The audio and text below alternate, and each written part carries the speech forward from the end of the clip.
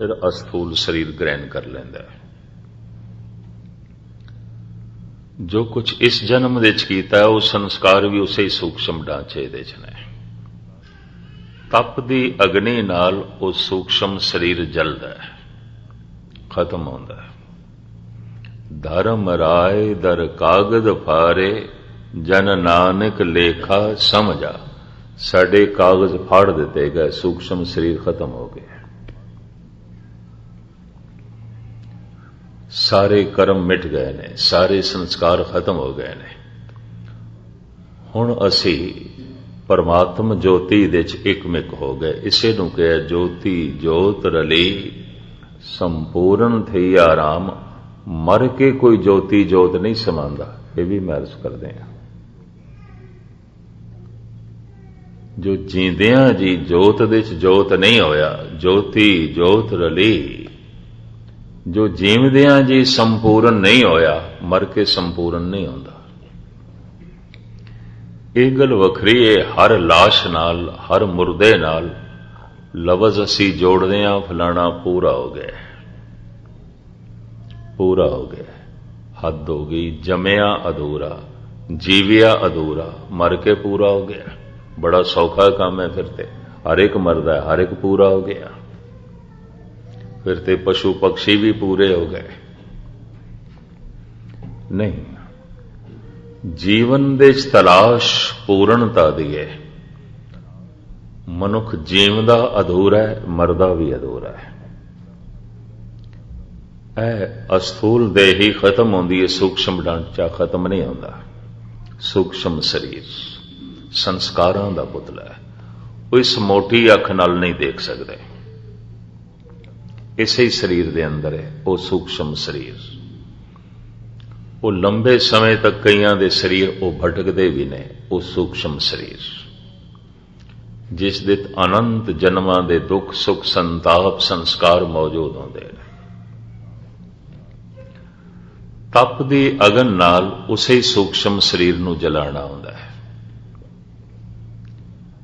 और जिसने उस सूक्ष्म शरीर नूं जला दिता है, उसका अंतिम संस्कार हो गया।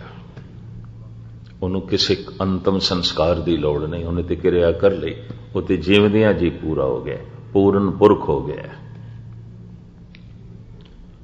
पूरे नाल जुड़ के पूरा हो गया, पूर्ण पुरख हो गया।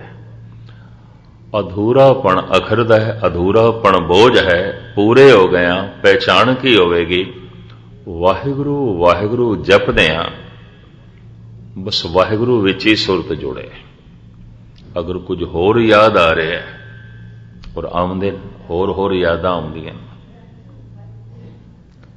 कई दफा कीते कर्म चेते आउंदे, कीतियां गलतियां चेते आउंदियां, कीते गुनाह चेते आउंदे। ये मिटे कोई नहीं, अजे धुले कोई नहीं। पहचान की होवेगी? जप करदियां तप करदियां मेरे गुनाह धुल गए ने, पता चल जाता है। बाणी पढ़दियां बस बाणी का ही रस है, कोई कीते गुनाह चेते नहीं आ रहे। अगर चेते नहीं आ रहे तो अंदर सिमरती दे छोड़ नहीं रहे, अंदर मिट गए, खत्म हो गए, ਉਹਦੇ संस्कार अंदर नहीं रहे। अगर कीतियां गलतियां चेते आ रही हैं, कीते गुनाह चेते आ रहे हैं, धार्मिक अनुभवी पुरुष कहते हैं सब कुछ मौजूद है अंदर, अजे कुछ भी नहीं होया, सारा अनर्थ मौजूद है, संस्कारां दे रूप विच मौजूद है। सूक्ष्म शरीर दे अंदर सब कुछ मौजूद है। और जिस दिन यह अस्थूल देही जला दी जाती है, दफन कर दी जाती है, सूक्ष्म शरीर सारे उसे अनर्थ नूं लैके फिर जन्म लेंदा है। और इस तरह कई दफा हो चुके हैं। जम जम मरे मरे फिर जमे, बहुत सजाए पया देश लंबे। ये साथी कई दफा हो चुके हैं, अनंत दफा हो चुके हैं। पर चूंकि मनुख अधूरा जमदा है, अधूरा जीवदा है, अधूरा मर जाता है, तो जीवन की लालसा बनी रह जाती है और इसनों फिर जीवन मिलता है। ਜੀਵਨ ਲਈ ਜੀਵਨ ਦੀ ਵਾਸ਼ਨਾ ਚਾਹੀਦੀ ਹੈ। ਸਰੀਰ ਬੁੱਢਾ ਹੋ ਜਾਂਦਾ ਹੈ, ਕਮਜ਼ੋਰ ਹੋ ਜਾਂਦਾ ਹੈ, ਵਾਸ਼ਨਾ ਕਮਜ਼ੋਰ ਨਹੀਂ ਹੁੰਦੀ, ਲੋਭ ਕਮਜ਼ੋਰ ਨਹੀਂ ਹੁੰਦਾ, ਅਹੰਕਾਰ ਕਮਜ਼ੋਰ ਨਹੀਂ ਹੁੰਦਾ। ਸਿਰਫ ਸਰੀਰ ਕਮਜ਼ੋਰ ਹੋਇਆ ਹੈ, ਸਿਰਫ ਸਰੀਰ ਨਿਰਬਲ ਹੋਇਆ ਹੈ। ਜਵਾਨ ਦਾ ਸਰੀਰ ਵੀ ਬਲਵਾਨ ਹੈ, ਵਾਸ਼ਨਾ ਵੀ ਬਲਵਾਨ ਹੈ, ਤਾਲਮੇਲ ਬੈਠ ਜਾਂਦਾ ਹੈ। ਉਹ ਇਤਨਾ ਮਾਨਸਿਕ ਤਲ ਤੇ ਬੇਚੈਨ ਨਹੀਂ ਆਉਂਦਾ। ਸਰੀਰ ਵੀ ਬਲਵਾਨ ਹੈ, ਉਸਦੀ ਵਾਸ਼ਨਾ ਵੀ ਬਲਵਾਨ ਹੈ, ਦੋਹਾਂ ਦਾ ਤਾਲਮੇਲ ਬੈਠ ਜਾਂਦਾ ਹੈ। ਬੁੱਢਾ ਸਰੀਰ ਕਮਜ਼ੋਰ ਹੋ ਗਿਆ, ਵਾਸ਼ਨਾ ਬਲਵਾਨ ਹੈ। ਉਸੇ ਤਰ੍ਹਾਂ ਕਹਿੰਦੇ ਵਾਸ਼ਨਾ ਬੁੱਢੀ ਹੁੰਦੀ ਹੀ ਨਹੀਂ, ਤਾਂ ਹੀ ਤੇ ਅਗਲਾ ਜਨਮ ਦੇਣ ਦੇ ਸਫਲ ਹੁੰਦੀ ਹੈ। ਇਹ ਵੀ ਮੈਂ ਅਰਜ਼ ਕਰਦੇ ਹਾਂ, ਵਾਸ਼ਨਾ ਬੱਧਾ ਆਵੇ ਜਾਵੇ। ਭਾਈ ਸਾਹਿਬ ਭਾਈ ਗੁਰਦਾਸ ਜੀ ਕਹਿੰਦੇ ਨੇ, ਜੁਗ ਜੁਗ ਮੇਰ ਸਰੀਰ ਕਾ ਵਾਸ਼ਨਾ ਬੱਧਾ ਆਵੇ ਜਾਵੇ। ਵਾਸ਼ਨਾ ਫਿਰ ਜਨਮ ਦਿੰਦੀ ਹੈ, ਫਿਰ ਜਨਮ ਦਿੰਦੀ ਹੈ, ਫਿਰ ਜਨਮ ਦਿੰਦੀ ਹੈ। ਬੁੱਢੇ ਦੀ ਬਹੁਤ ਵੱਡੀ ਦੁਖਦ ਘਟਨਾ ਇਹ ਹੈ, ਸਰੀਰ ਉਸਦੇ ਕੋਲ ਨਿਰਬਲ, ਵਾਸ਼ਨਾ ਉਸਦੀ ਬੜੀ ਪ੍ਰਬਲ। ਵਾਸ਼ਨਾ ਦੀ ਤ੍ਰਿਪਤੀ ਕਰ ਸਕੇ, ਪੂਰਤੀ ਕਰ ਸਕੇ, ਸਰੀਰ ਦੀ ਨਿਰਬਲਤਾ ਹੋਣ ਨਹੀਂ ਦਿੰਦੀ। ਤੋ ਸੁਭਾਅ ਦੇ ਚਿੜਚਿੜਾਪਣ ਵੀ ਆ ਸਕਦਾ ਹੈ, ਕ੍ਰੋਧ ਵੀ ਆ ਸਕਦਾ ਹੈ, ਹੋਰ ਵੀ ਅਨਰਥ ਪੈਦਾ ਹੋ ਸਕਦੇ ਨੇ। ਹਾਂ, ਅਗਰ ਸਰੀਰ ਬਿਰਧ ਹੋਦਾ ਜਾ ਰਿਹਾ ਹੈ, ਵਾਸ਼ਨਾ ਵੀ ਬਿਰਧ ਹੋ ਗਈ ਹੈ, ਬੁੱਢੀ ਹੋ ਗਈ ਹੈ। ਸਰੀਰ ਮਰਨ ਦੇ ਦਹਾਨੇ ਤੇ ਆਇਆ, ਉਸ ਤੋਂ ਪਹਿਲੇ ਵਾਸ਼ਨਾ ਮਰ ਜਾਏ, ਇਸ ਦਾ ਅਗਲਾ ਕੋਈ ਜਨਮ ਨਹੀਂ। ਇਹ ਮੁਕਤ ਹੋ ਗਿਆ, ਇਹ ਜੀਵਨ ਮੁਕਤ ਹੋ ਗਿਆ। ਔਰ ਉਹ ਜੀਵਦਿਆਂ ਜੀ ਕਹਿ ਸਕਦਾ ਹੈ ਭਗਤ ਕਬੀਰ ਦੀ ਤਰ੍ਹਾਂ, ਬਹੁਰ ਹਮ ਕਾਹੇ ਆਵੇਂਗੇ, ਆਵਨ ਜਾਨਾ ਹੁਕਮ ਤਿਸੇ ਕਾ, ਹੁਕਮੇ ਬੂਝ ਸਮਾਵੇਂਗੇ। ਅਸੀਂ ਮੁੜ ਕੇ ਨਹੀਂ ਆਉਣਾ, ਸਾਡਾ ਕੋਈ ਜਨਮ ਨਹੀਂ। ਭਗਤ ਕਬੀਰ, ਅਸੀਂ ਨਹੀਂ ਆਉਣਾ। ਸਰੀਰ ਤੇ ਅਜੇ ਨਾਸ ਨਹੀਂ ਹੋਇਆ, ਵਾਸ਼ਨਾ ਕਬੀਰ ਦੀ ਖਤਮ ਹੋ ਗਈ, ਮਿਟ ਗਈ। ਇਸ ਤਰ੍ਹਾਂ ਦੇ ਪੁਰਸ਼ ਨੂੰ ਕਹਿੰਦੇ ਨੇ ਪੂਰੇ ਹੋ ਗਏ। ਇਹ ਤੇ ਜੀਵਦਿਆਂ ਜੀ ਪੂਰੇ ਹੋ ਗਏ। ਔਰ ਜੋ ਜੀਵਦਿਆਂ ਜੀ ਪੂਰਾ ਨਹੀਂ ਹੋਇਆ, ਮਰ ਕੇ ਕੋਈ ਪੂਰਾ ਨਹੀਂ ਹੁੰਦਾ। ਜੀਵਨ ਦੀ ਲਾਲਸਾ ਇਸ ਗੱਲ ਦਾ ਸਬੂਤ ਹੈ, ਮਰਦੇ ਦਮ ਤੱਕ ਜੀਵਨ ਦੀ ਲਾਲਸਾ ਇਸ ਗੱਲ ਦਾ ਸਬੂਤ ਹੈ, ਪਰਮ ਜੀਵਨ ਨਹੀਂ ਮਿਲਿਆ। ਤਦੀ ਜੀਵਨ ਦੀ ਲਾਲਸਾ ਬਣੀ ਹੋਈ ਹੈ, ਜੀਵਨ ਦੀ ਵਾਸ਼ਨਾ ਬਣੀ ਹੋਈ ਹੈ। ਇਹ ਵਾਸ਼ਨਾ ਫਿਰ ਜੀਵਨ ਦੇਵੇਗੀ, ਫਿਰ ਜਨਮ ਦੇਵੇਗੀ, ਔਰ ਇਸ ਯਾਤਰਾ ਫਿਰ ਚੱਲਦੀ ਰਹੇਗੀ। ਮਹਾਰਾਜ ਨੇ ਇਸ 7ਵੀਂ ਪੌੜੀ ਵਿੱਚ ਦੱਸੇ ਹੈ, ਮਨੁੱਖ ਦੇ ਅੰਦਰ ਜੀਵਨ ਦੀ ਲਾਲਸਾ ਕਿੰਨੀ ਕੁ ਹੋ ਸਕਦੀ ਹੈ। ਆਪ ਦੀ ਗਿਆਤ ਲਈ ਅਰਜ਼ ਕਰਾਂ, ਆਮ ਸੰਸਾਰੀ ਮਨੁੱਖ ਤੇ ਜੀਵਨ ਦੀ ਲਾਲਸਾ ਵਿੱਚ ਜੀਵਦੇ ਹੀ ਨੇ। ਯੋਗੀ ਸਿੱਧ ਲੋਕ ਪ੍ਰਾਣਾਯਾਮ ਕਰ ਲੈਂਦੇ ਸਨ, ਸਵਾਸਾਂ ਨੂੰ ਰੋਕ ਲੈਣਾ, ਤੇ ਸਵਾਸ ਹੀ ਪੂੰਜੀ ਨੇ।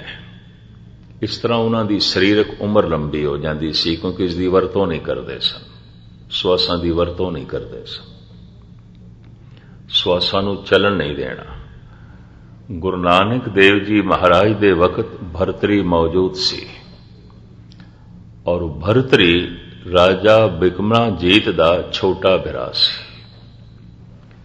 ਹਿੰਦੁਸਤਾਨ ਵਿੱਚ ਜਿਹੜਾ ਬਿਕਮਨੀ ਸੰਮਤ ਚੱਲਦਾ ਹੈ, ਰਾਜਾ ਬਿਕਮਜੀਤ ਦੇ ਨਾਂ ਤੇ, ਇਹ ਉਸ ਦਾ ਛੋਟਾ ਭਰਾ ਸੀ, ਰਾਜਾ ਭਰਤਰੀ। ਬਿਕਮਜੀਤ ਜਿੱਥੇ ਉਜੈਨ ਦਾ ਰਾਜਾ ਸੀ, ਉਜੈਨ ਦੇ ਨੇੜੇ ਇੱਕ ਬਹੁਤ ਵੱਡਾ ਸ਼ਹਿਰ ਹੈ ਧਾਰ। ਇਹ ਭਰਤਰੀ ਉੱਥੋਂ ਦਾ ਰਾਜਾ ਸੀ। ਧਾਰ ਸਟੇਟ ਰਜਵਾੜਾ ਹੀ ਸੀ ਦੇਸ਼ ਦੀ ਵੰਡ ਤੋਂ ਪਹਿਲੇ, 47 ਤੱਕ ਤੇ ਰਜਵਾੜਾ ਹੀ ਸਨ। ਇਹ ਧਾਰ ਸਟੇਟ ਦਾ ਰਾਜਾ ਸੀ। ਬਿਕਮਜੀਤ ਉਜੈਨ ਦਾ ਰਾਜਾ ਸੀ, ਛੋਟਾ ਭਰਾ ਸੀ। तो बिक्रमाजीत नूं होया अज 2,2500 साल तो उच्चे हो गए ने, तो कम से कम भरतरी 5-4 साल छोटा होगा और कितना होगा। 2000 साल इंज कह लो होया हो गए। पिछे काफी रोला पिया रहा, मैं इधर कैलीफोर्निया के इलाके देखा 2 साल पहले, आन 78 जान 97 और भी उठ सी मर्द का चेहरा। भाई 97 दे सब कुछ नष्ट हो जाएगा, सब कुछ खत्म हो जाएगा। 95-96 च कैलीफोर्निया के इलाके कनेडा च इस गल का बड़ा रोला, मैं देख के हैरान होया। मैनू मत्था मारना पिया हर जां ते। ये 97 जो गुरु ग्रंथ साहब जी लिखा है बिक्रमी सम्मत है, ईसवीं सम्मत नहीं है, ईसवीं सम्मत नहीं है। वो तो हो गया,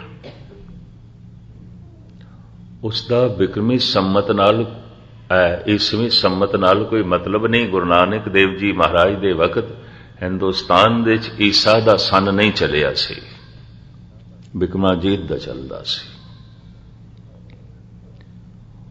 और सतगुरु अपने वक्त दा जिक्र करदे ने, वो शेर शाह सूरी दा, बाबर दा, वो ते हो गया। उसका तो इस नाल कोई मतलब नहीं। पर करीबन वैनकूवर दी संगतां, कैलीफोर्निया दी संगतां कहण दी संत जी गल थोड़ी कहंदे ने। संतां दी एक वीडियो टेप घर दे चल रही सी, गुणी ज्ञानियां नूं नहीं पता हुंदा। ते जद 97 भी लंघ गया, 1-2 घरां ने ते कामकार भी छड्ड दिता सी। कहंदे सब कुछ तबाही हो जाना, असीं हुण बैठ गए बाकी जिंदगी भजन च करदे, सब कुछ ते खत्म हो जाना है। 1-2 ने नौकरियां भी छड़ियां सन, सब कुछ तो मिट जाना है 97 इत्थे तक वहम। भावें मैं खपदा रहे बिक्रमी सम्मत है, ईसवीं सम्मत नहीं है। वो कहन जी नहीं ईसवीं सम्मत है। मैं कि गुरु नानक देव जी महाराज दे वक्त चलिया ही नहीं सी, उत्थे ये है ही नहीं सी। पर हुण जद मैं वो नहीं सजना तो पूछया तुसी भी मौजूद है, धरती भी मौजूद है, आसमान भी मौजूद है। कहंदे नहीं जी वो संतां ने अरदास की सी, तपस्या की सी, वह इस कारण करके घटना मुड़ गई है। लोग इस तरह बहाने लभ लैंदे ने। धार्मिक अनजाणपणे दी भी इंतहा है। भरतरी गुरु नानक देव जी महाराज दे वक्त मौजूद सी। गोरख तो इसने सिर्फ अपनी उम्र लंबी करने का ढंग ही सीख लिया सी। प्राणायाम की साधना, श्वासां नूं रोक लो, जीवन नूं खर्च नहीं करना। गुरु नानक दे वक्त मौजूद सी। और जद प्राणायाम की साधना दे च सफल होया, सालां बद्धी बैठा रहिंदा सी उस तरह ही साधना दे च। सियाणा सी, सूझवान सी, सोचिया क्या जीवन नू लंबा करना ही जीवन का मनोरथ है? क्या जिंदगी नू, जीवन नू लंबा करना, बहुत जी लेना ही क्या जीवन का मनोरथ है? ये ख्याल, ये सवाल भरतरी दे दिल दिमाग दे उत्ते बोझ बन के रहा। गुरु नानक देव जी महाराज दे नाल गोष्ठी हुई है। फिर धन गुरु नानक ने 3 शब्द भरतरी दे प्रति उच्चारण कीते ने आसा राग दे। सिर्फ टूक मात्र इन्हां 3 शब्दां दे पंक्तियां मैं थोड़े सामने रखा। भरतरी उस वक्त काफी लंबी उम्र दा सी, गुरु नानक देव जी महाराज दे वक्त। सिफती रत्ता सद बैरागी जुए जन्म नहारे, कह नानक सुन भरतर जोगी खीवा अमृत धारे। दूसरा, जलते उपजे जलते दूर, जल में जोत रहा भरपूर, सुन भरतर, मुखातब कर रहे हैं गुरु नानक, सुन भरतर नानक कहे विचार, निर्मल नाम मेरा आधार। तीसरा शब्द, सगली जोत हमारी समया नाना वर्ण अनेकं, कह नानक सुन भरतर जोगी पार ब्रह्म लिव एकं। हैरानगी हुई इक्को ही योगी दे प्रति, इक्को ही सिद्ध दे प्रति तीन शब्द। हालांकि सिद्ध गोश दे चरपट नाथ नूं, लाहौरी पा नाथ नूं सतगुर मुखातब करदे ने, पर भरतरी नूं इस ढंग नाल समझाया है, भरतरी नाल गुरु नानक दी हमदर्दी। पता है क्यों? भरतरी ने अपनी कमजोरी कबूल कर ली गुरु नानक देव को। कहे जीवन में अजाई गवाया, जीवन में सिर्फ जीवन लई गवाया है, जीवन परम जीवन की प्राप्ति लई नहीं। यही जीवन जीण लई मैं जीवन गवाया है। और गजब की गल जो उसका ग्रंथ है वैराग शतक, उस इसका छंद भी मौजूद है, जिस दे कबूल करता है, भावें उम्र मेरी लंबी हो गई, मैं सिद्ध हो गया, प्राणायाम की साधना दे सफल हो गया, लेकिन जीवन ओही है, वासना ओही है, लोभ ओही है, कामना ओही है, मेरे जीवन दे कोई तब्दीली नहीं है, जीवन का ढंग ओही है। उसका सवैया मैं थोड़े सामने रखा। कहंदा है, जाच जाच के आहार, ना है सोपै स्वाद वार, लाभ होत एक वार, भूख ताप को आवार। जद मैं श्वासां नूं शरीर दे चलाना, प्राणायाम की साधना तो मुक्त होना, तो शरीर दे फिर भुख भी पैदा होती है। शरीर मंगदा, फिर प्राणा की हरकत नाल सब कुछ हरकत हो जाती है। फिर गोरख दे दसे हुए मत दे मुताबिक सानू भिक्षा मंगनी पैंदी है, ते भिक्षा मंग के लिआंदे आ। जाच जाच के आहार, ना है सोपै स्वादवार। लोकी बचा कुचा मेरी झोली च पा देंदे ने, अपने घर दा जो उन्होंने खुद नहीं खाना होंदा, वो मेरी झोली च पा देंदे ने। वो कुछ स्वादी नहीं आउंदा। भरतरी कहंदे ने, जाच जाच के आहार, ना है सोपै स्वादवार, लाभ होत एक वार, भूख ताप को आवार। दिन रात दे 8 पैरां दे भाव 24 घंटियां च मैं खांदा भी एक टाइम आ, क्योंकि गोरख ने यही आख्या एक वक्त खाना है, रात नूं नहीं खाना। सारी रात बैठ के साधना करनी है, तो कहंदा खांदा भी मैं एक टाणा। जद भुख दा ताप मैनू जोर नाल तंग करदा है, तो मैं घर घर दे चो भिक्षा मंग के लियाना और एक टाइम खाना। गोरख दी दसी हुई साधना के मुताबिक मैं अपनी जिंदगी इस तरह बतीत करदा।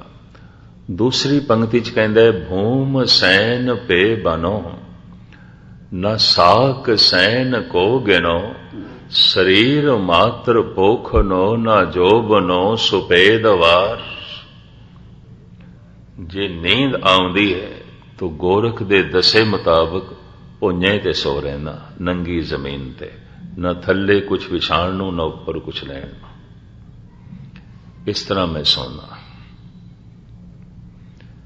न साक सैन को गिना।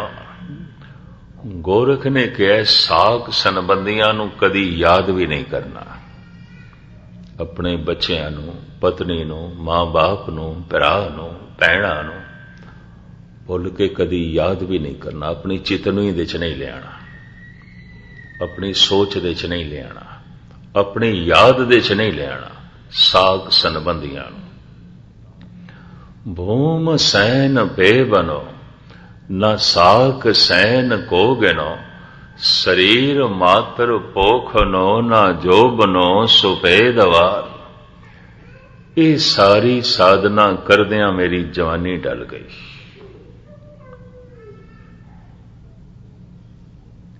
केस चिट्टे हो गए ने, भावें उम्र में लंबी कर ली,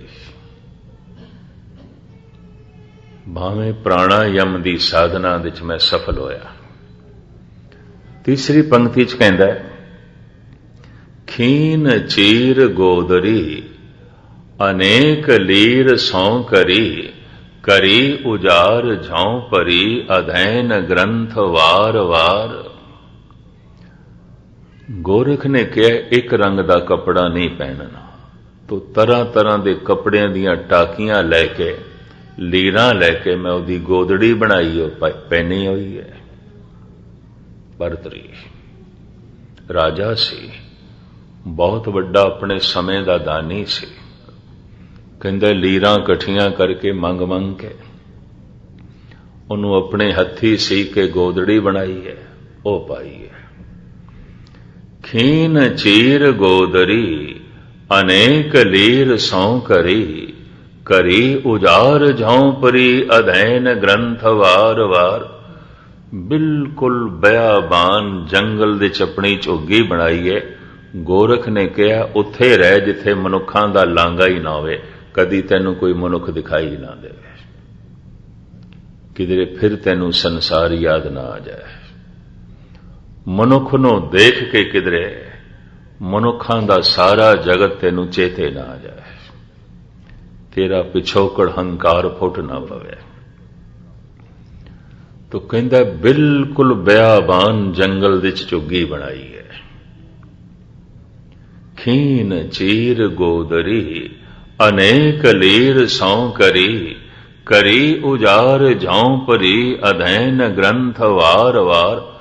पढ़े हुए ग्रंथां नूं मुड़ मुड़ के पढ़दा रहना,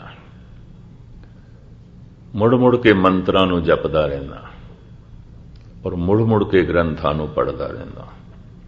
मंत्र जपदियां जपदियां थक जावां, ग्रंथ पढ़दा, ग्रंथां नूं पढ़दियां पढ़दियां थक जावां, मंत्र जपदा। इस तरह मैं अपना जीवन पास करदा। क्या इस नाल आत्म सिद्धि की प्राप्ति हो गई, जीवन सफल हो गया? आखिरी पंक्ति च कहंदा है, हाय हाय भोग चहे नाहे मोह तजे अजे, मोर चित बैल के सवार बैल को सवार। योगियां दा इष्ट महादेव है, शिव जी है। भरतरी कहंदे ने साडा इष्ट बैल दी असवारी करदा है, बैल नूं काबू रख के चलदा है, पर मेरे मन रूपी बैल ने ते मैनू पछाड़ के परे मारिया है। ओही लालसा है, ओही वासना है जो मैं घर तो निकलिया सी सैकड़े साल पहले। ओही तृष्णा है, ओही कुछ है। सिर्फ एक ही गल है, उम्र लंबी हो गई है। श्वासां नूं रोक के अंदर दी दुनिया च कोई तब्दीली नहीं है, कोई पलटा नहीं है। यही कारण है दर्दी दाता धन गुरु नानक देव जी महाराज ने ना सिद्धां ते बड़ा तरस खादा सी। उचेचा सुमेर पर्वत ते गए। इन्हां जोगियां कोल जाण दा होर कोई मतलब नहीं सी, भी घर बार भी इन्हां ने छड्डिया, संसार भी छड्डिया, साधना भी की थी, ते जीवन दा मनोरथ की रखिया, उम्र लंबी कर लो बस, श्वासां नूं रोक लो। ये तो कुछ भी ना होया। इन्हां ही जोगियां दे इसे ही सिद्धांतिक नुकते नूं मुख रख के मेरे पातशाह ने पौड़ी उचारण की है। आप दी ज्ञात लई फिर अर्ज करा, जपजी साहब बहुता सिद्धां दे सामने उचारण होया, सिद्धां नूं समझाया गया। और एक गुरु नानक देव जी महाराज दे मूल बचन ने, अमृतमयी बचन ने, जिस विच जीवन दा, भगती दा, परमात्मा दा सारा सार तत्त आ जाता है। जपजी साहब दी समझ पै गई तो सब कुछ दी समझ पै गई, कुछ होर समझण दी लोड़ भी नहीं, होर किसी को पुछण दी लोड़ भी नहीं। धन गुरु अंगद देव जी महाराज ते कहंदे ने, तिन को क्या उपदेसी है जिन गुरु नानक देव। जिन्हां दा गुरु गुरु नानक है, उन्होंने होर उपदेश की लोड़ की है। कुछ छुपाया नहीं, गुरु नानक ने सब कुछ प्रगट करके रख दिता है, सब कुछ सामने रख दिता है। तो 7वीं पौड़ी दे च मेरे पातशाह कहंदे ने, जे जुग चारे आरजा। जे किधरे मनुख की उम्र 4 युगां वर्गी हो जाए। मैं शायद कल परसों थोड़े सामने विचारां रखियां सन भी धर्म ग्रंथां दे च एक एक युग की उम्र लखां साल की लिखी हुई है। सिर्फ इस कलयुग की उम्र ही 84,000 साल और किधरे किधरे इस तो भी ज्यादा। तो 4 युगां की तो फिर बहुत वड्डी बन जाती, क्योंकि कलयुग तो दुगनी तिगनी उम्र सतयुग की बनते हैं। फिर त्रेता है, द्वापर है, फिर कलयुग है। ये लखां साल की उम्र बनती है। साडे कोल जिहड़ा इतिहास मौजूद है धार्मिक भारत दे 5,000 साल तो पुराना नहीं है। वाल्मीकि रामायण या वेद उपनिषदां ये आदि ग्रंथ ने, इस तो पहले कोई लिखता नहीं सन। भोजपत्रां ते लिखियां हुईयां ये लिखतां अज भी लखनऊ ते दिल्ली म्यूजियम विच मौजूद ने। भोजपत्र भोजपत्र बद्रीनाथ दे इलाके च हुंदा एक दरख्त छोटा जिहा, उन्हों चौड़े चौड़े पत्ते लगते हैं। उन्हां तो ही कागज का काम लेंदे सन और कागज नालों भोजपत्रां की उम्र बहुत ज्यादा है, बहुत ज्यादा है। हजारां साल दे पए ने और अज भी हथ नाल चुकीए ते अखर पढ़ सकते हैं, वो टुटते नहीं। जबकि कागज है करतारपुर साहब की भीड़ जो गुरु अर्जन देव जी महाराज ने लिखवाई सी ते भाई गुरदास जी ने लिखी सी, अजकल हुण उसका प्रकाश नहीं करते। पहले करते होंदे सन संगरांद वाले दिन, पूर्णमाशी वाले दिन, हुण नहीं करते। पत्रे जड़ते हैं, इतनी बिरद हो गई है, पत्रे जड़ते हैं। इंज प्रकाश करिए तो पत्रे बुरदे हैं। उम्र हो गई, काफी समा हो गया।